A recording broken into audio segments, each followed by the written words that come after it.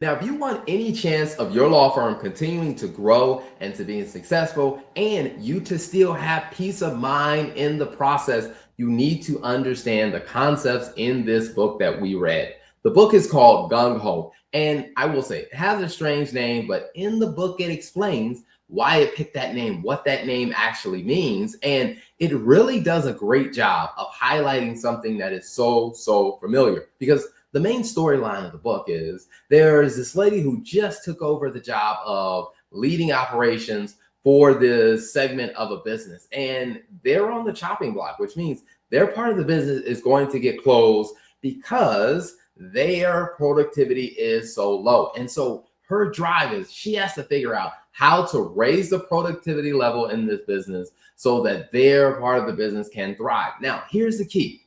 There is big business, or I'd say this big division, but within that big division, there's a small department that actually has the highest productivity in all of the company. And so the idea is, how do we take the productivity we're seeing in this small part of the business and how do we expand it over the full department? Now, this becomes a very applicable to law firms, because one of the big complaints that I hear a lot of times, and it is often a little shocking and a little upsetting too when you think about it, is that when firms were really small and they'll say it was just the owner and maybe like one other person, the level of productivity that they had was extremely high.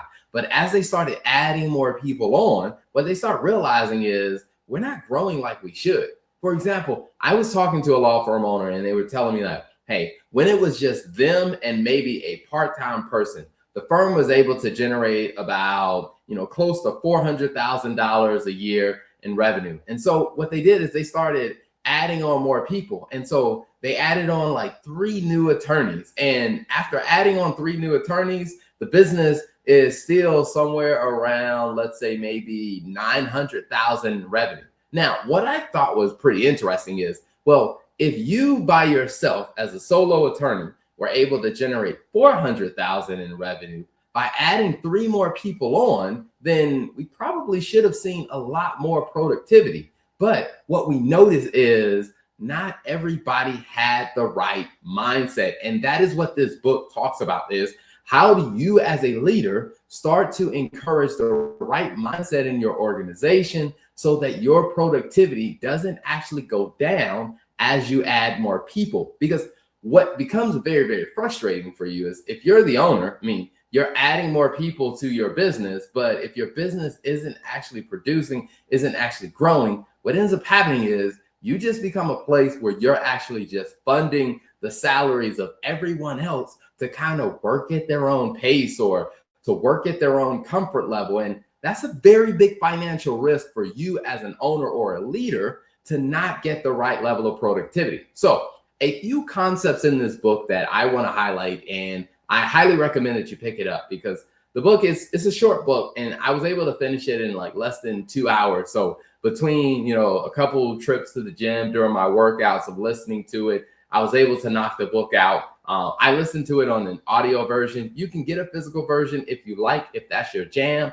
Me, I tend to like the audio versions because I can do it while I'm doing other things. But it's a good, easy read, and it's built on a storyline. So it's pretty interesting to keep, see where the story is going to go. But a few of the concepts that I want to pull out, and I call them, or I rephrase them as the 3 C's. And the book talks about, the first C of clarity. And it also talks about some of the other C's of like the challenge, and it talks about celebration. So what clarity, the concept is that when you're working in a business, a lot of times we tend to assume as the leader of the organization that people understand what we do here, or they understand why we do it. But what I've realized, even in my own organization, is that if you don't actually talk about like what you really do as an organization, for example, as an accounting firm, many people may just assume like, oh, well, we just provide people with financials. And I had to take some time to do some introspection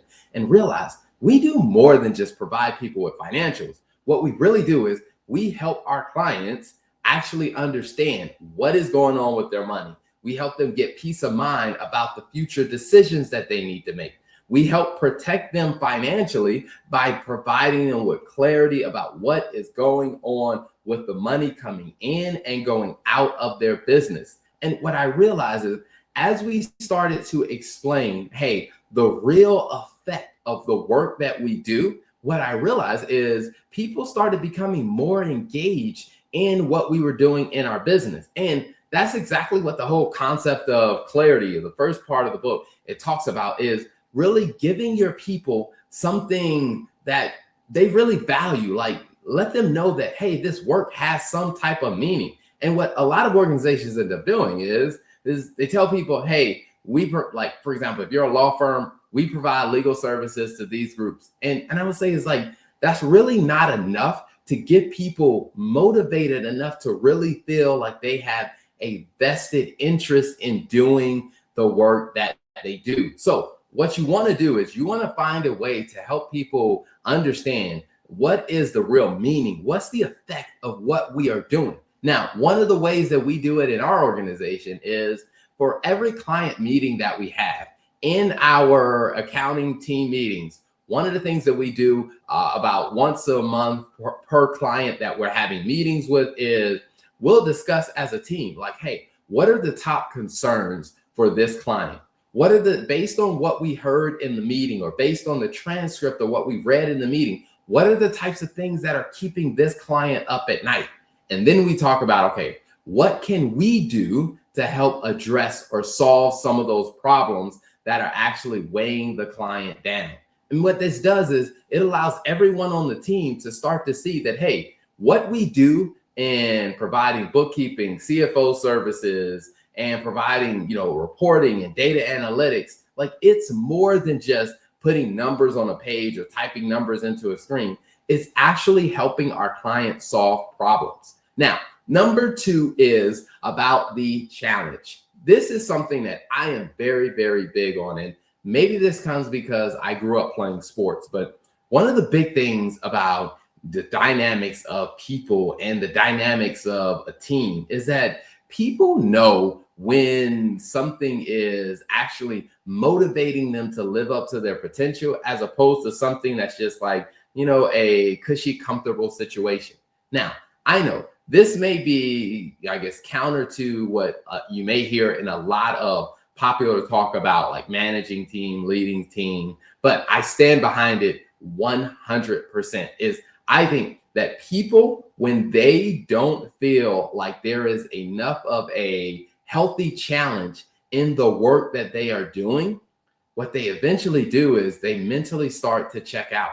Because most people know when, like, something isn't really challenging, and when it's not really challenging, they're just kind of going through the motions of it. And so what we started to do in our organization is say, okay, all right, how can I really highlight the challenge in the work that people do? Now, I know there are processes that we need to follow, there are procedures that we need to make sure get done, but how can we take it a step further and help our people see that, hey, you know what, this job, what you're doing, here are the ways that this job is actually helping you live up to your potential. So we created a system called the Golden Age. And what it simply is that we lay out everybody's kind of key responsibilities, what their key metrics and their goals are. And what we've done is we've created scorecards for everyone. And what the age stands for is average, good, excellent. And so what we do is every month, the managers meet with the people on their team, and they review with the people on their team to say, all right, here's what average looks like for your job. Here's what good looks like for your job. Here's what excellent looks like. And what we do is we do an evaluation every single month to understand, was your performance average? Were you good? Were you excellent this month?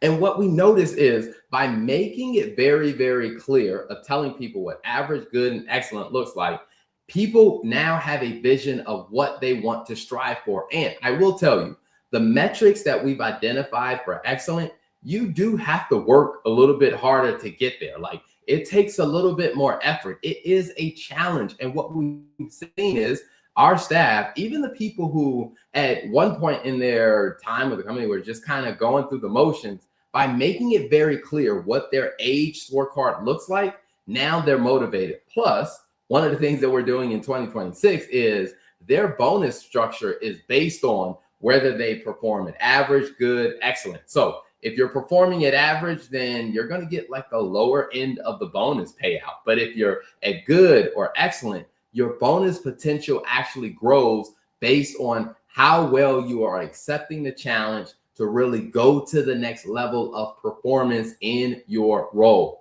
Now, the last one, and I think this one is very, very important. It's so important that we've made it one of our core values in our organization, and that is celebration. See, many times when organizations do a great job of making it very clear, like here's who we are, here's who we serve. They provided the clarity. They've even provided the challenge where they're actually giving their people the honest feedback and they're having those conversations with their team. They usually fail on this last C, and that is celebration. Because here's the thing.